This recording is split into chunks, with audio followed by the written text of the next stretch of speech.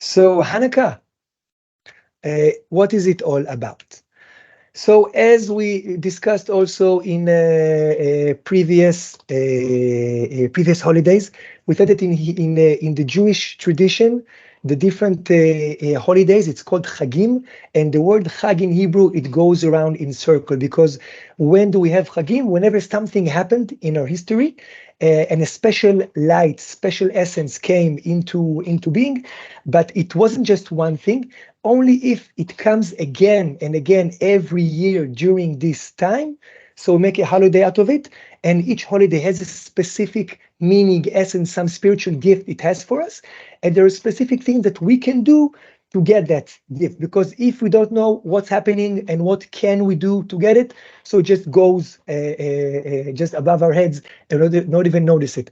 The more we notice it and pay attention and put ourselves into it, the more we are available for this special light. So if in Passover, by the way, this slide we see every time, it's about the importance of Jewish holidays by generation for Jewish Americans. So see which are the most important ones. So for example, we talked about Passover, which is about freedom and what is to be free, inner freedom. We talked about Rosh Hashanah, which is being renewed. It was the day that man was created. And for Hanukkah, it's a holiday of lights. And we see not just, it's a very special kind of light that we get in Hanukkah and immerse ourselves in. And we'll see exactly what is the light of Hanukkah. And it's also all about how a little bit of light dispels a lot of darkness. We see why light has this such a profound effect. And so Hanukkah is the holiday of light.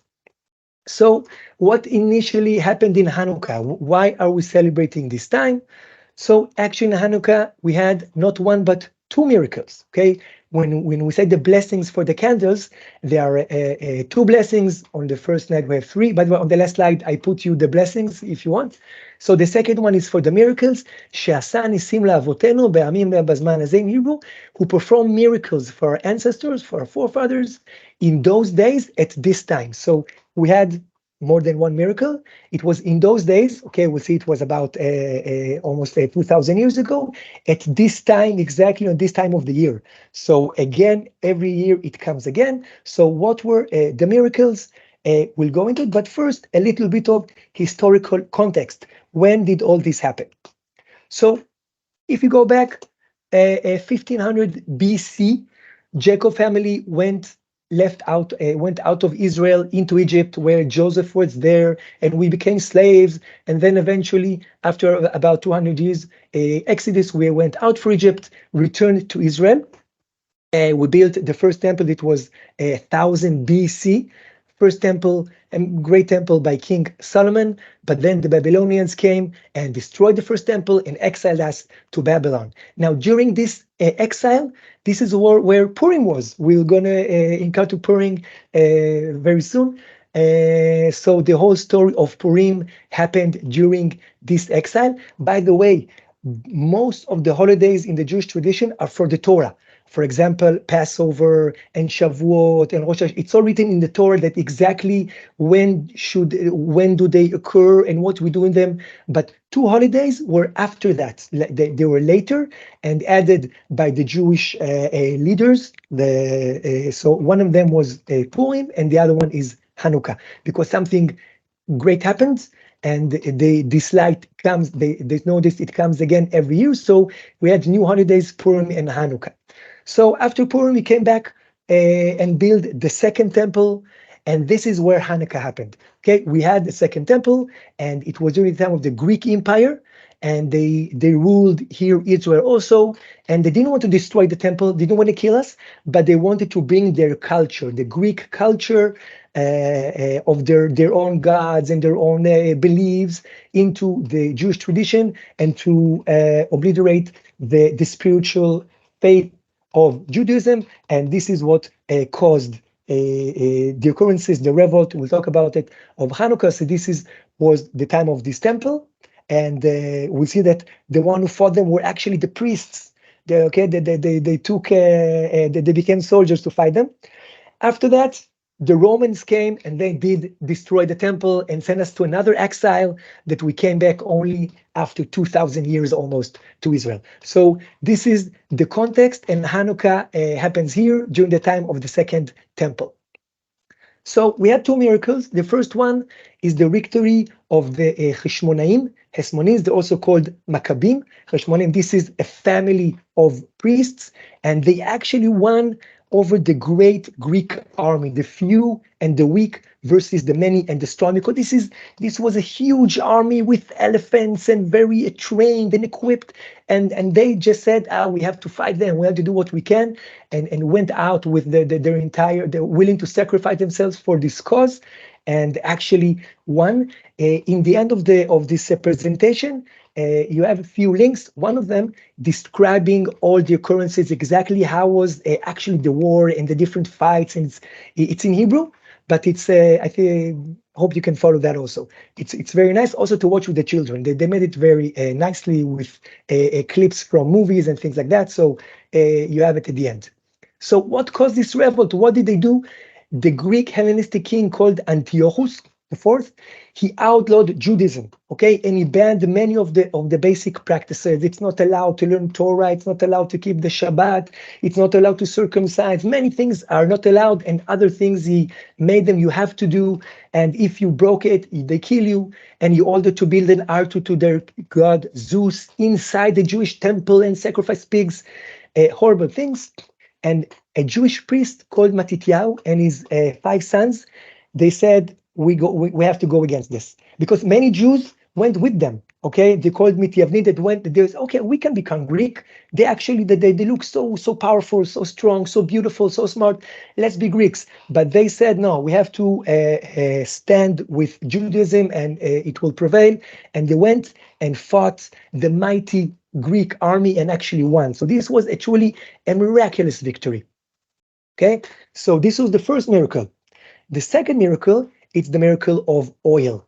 What is the miracle of oil? After the forces of Antiochus, they were driven out from the temple. So the Maccabees, the Hoshmanaim, they discovered that almost all the ritual olive oil that they needed for the lamp, it was profaned. Okay, they didn't spill it, they didn't break it, they just profaned it. It's like make it unpure. They said, what do you care? Don't be so spiritual. You don't see a difference in the oil if it's no. They needed to be pure. If you open it and spill something in, it's not pure oil. So they wanted to use pure oil when they reused the temple, but they found a single container that was sealed by the high priest of oil. This is the purest of oils, but this one container had enough oil for only 1 day. So, but they needed 8 days, because the simple reason it takes 8 days to make new oil in the Galilee, where they have the olive trees, and press it and bring it, and so they need it for 8 days, but they have only 1 day. They lit it, and the miracle was that it lasted actually for 8 days, even though it was enough only for 1 day. So this is the second miracle. And they said, how do you explain to teenagers nowadays about the miracle of Hanukkah? Say, hey, it's like you have a smartphone and it worked for 8 days straight without even charging it once. Okay, whoa, what a miracle.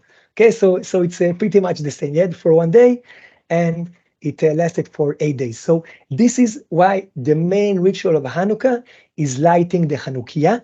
It has 8 candles, okay, for the 8 days. And this is the Hanukkah menorah. It's called Hanukkiah in Hebrew. So how do you light it?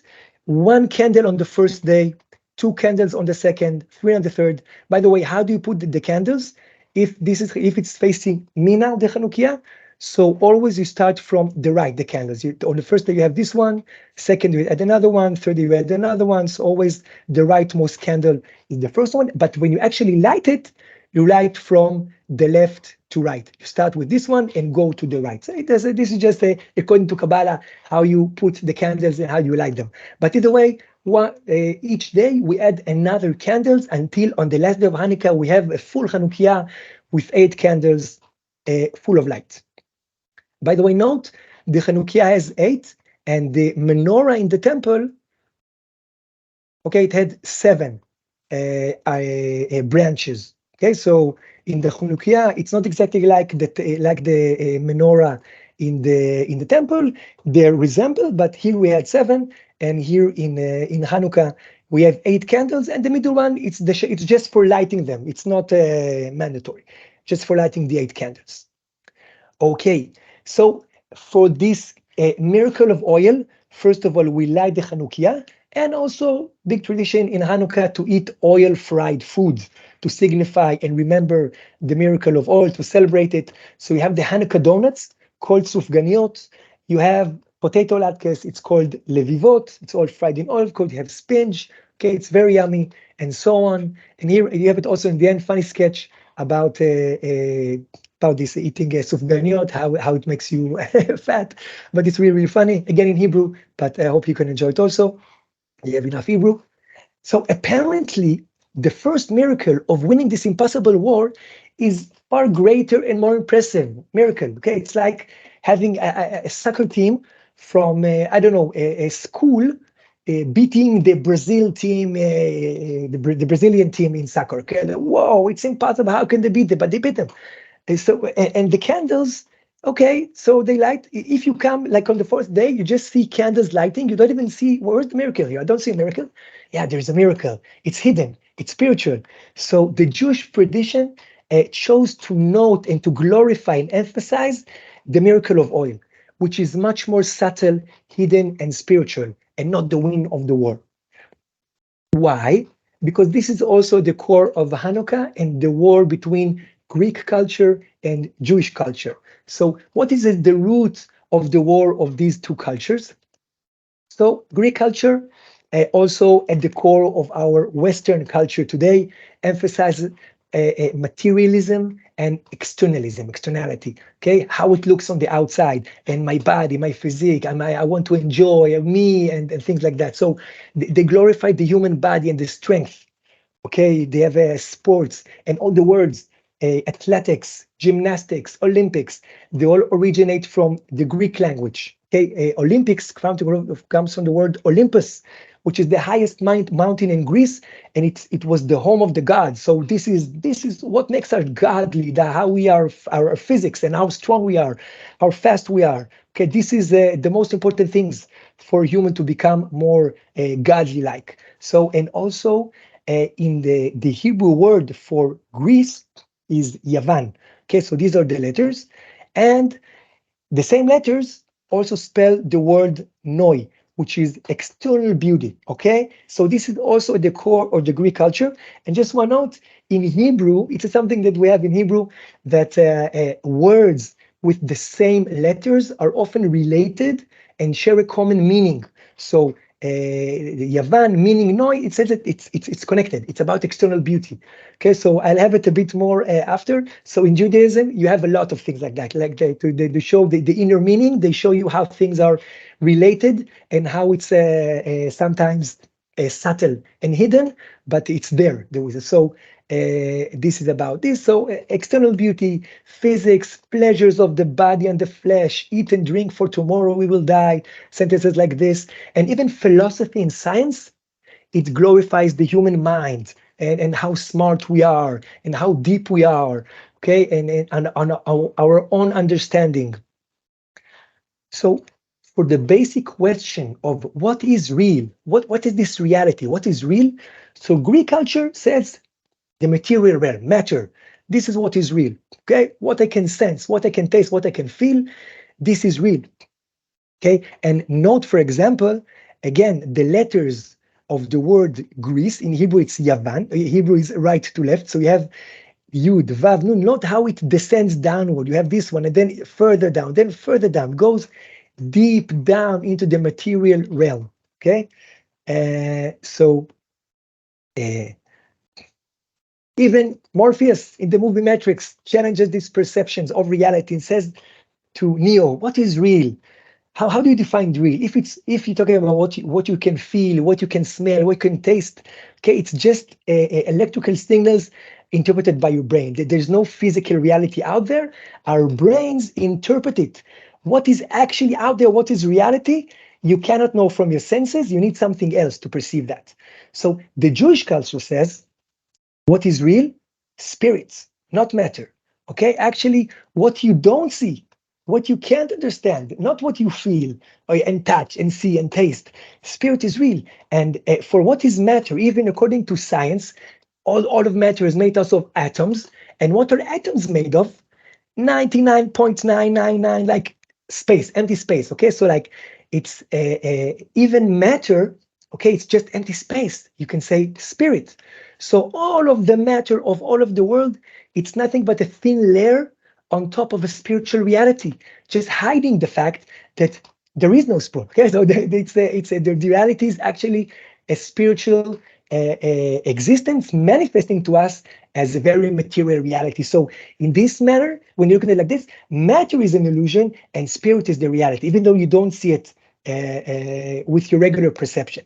So the victory of the Maccabees in Hanukkah is the triumph of spirit over matter. Because how else can the few and the weak defeat the strong and the many? Like in one atom, you have so much energy. You can build the atom bomb because so much energy when you go into the inner essence of reality. So this is how also just a little bit of light dispels a lot of darkness.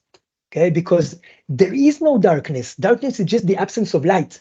Once you bring light into it, darkness is there is no darkness. Okay, it's dispels. So in Hanukkah, which is the darkest time of the year, okay, we are in midwinter in Hanukkah, we light the darkness with our candles. Now it's not just any light that we just a regular light that we have all year in the candles. It's special light. But before we go into the special light, a bit about the oil. Again, a bit in Hebrew. The word for oil in Hebrew is shemen. Now, it's also the same letters as the word soul in Hebrew, neshama, shemen, neshama, same letters. So, oil, what is oil? How do you get oil from these olives? It's the inner essence of the oil, okay, of the material substance of the oil. Yeah, and how do you reveal it? You have to crush it. You have to press it to get the inner core, the inner essence. Now, when you light it, it produces the purest light, the cleanest light. It's not like you burn gasoline that has like smoke and then no, this is pure because it's the inner essence. So shemen, like neshama, it's the inner essence of the human existence. So it's ideal when you light the candles in the Hanukkiah, you can light any candle that you buy in the supermarket, but the ideal, like religious people, what they do when they light the Hanukkiah, they use olive oil. You can buy these like ready already with olive oil inside them, and then you have the purest, clearest oil, exactly as it was in the temple at the time of the miracle. They lit it from oil. Now, as for the traditional Hanukkah donuts, the Sufganiot, see what happened to them. The influence of Greek culture, emphasizing external beauty and bodily pleasures, it's everywhere. It's everywhere in our culture, and it's made its way also into the making of the Hanukkah donuts, the Sufganiot. So even inside Hanukkah, you have it, but they taste good. Actually, I would always prefer these ones. So why is Hanukkah celebrated for 8 days? So we said that for the simple reason it took 8 days to make a new oil, and so the lamb bed for 8 days. But always you have additional inner meanings and additional inner meanings. So let's take a bit of more. So we said the all the words are related. Okay, like we said, stem letters, common essence. So shemen, which is oil, neshama, which is soul, shmone, it's the same letter, 8. And cheshmonaim, they fought the war. And cheshmonaim, again, it's shmone, and the letter chet, it's also has the number of shmone, because each letter has a number. Aleph is 1, Bet is 2, Chet is shmon. Everything is around 8.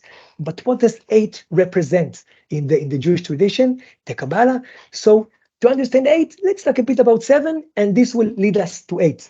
So the number 7 in the Jewish Kabbalah, it symbolizes the essence of nature. What we can see, what we can taste, what we can feel. Nature is 7. This is why in nature, many things are built on the number 7. In the music scale, you have 7 notes. Do, re, mi, fa, sol, la, si, and then back to do. You cannot go after the 7. You get to the 7, you want to get there, no, back to 1.